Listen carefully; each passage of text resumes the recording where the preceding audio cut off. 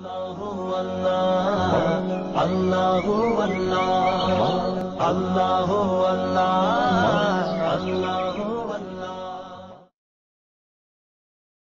सदका जारिया हासिल करने के लिए इस वीडियो को शेयर करना मत भूलें। जज़ाक अल्लाह। उसका सवाल ये है, अगर रोज़े के हालत में किसी को क़े आ जाए, उल्टी आ जाए, तो उसके रोज़े का क्या हुक्म है? इसका जवाब ये है कि इस मसले की दो सूरतें हैं।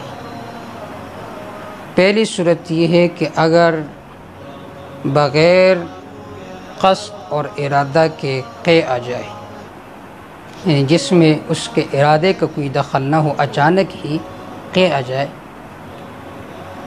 तो चाहे वो उल्टी मुँह भर कर हो या उससे कम हो, दोनों सूरतों में उसका रोज़ा फासिद नहीं होता।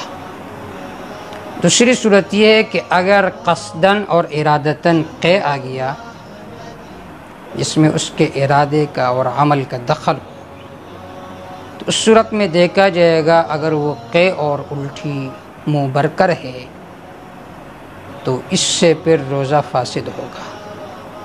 अगर वो क़े और उल्टी मुँह भर कर ना हो तो फिर उस सूरत में उससे रोज़ा फासिद नहीं होता।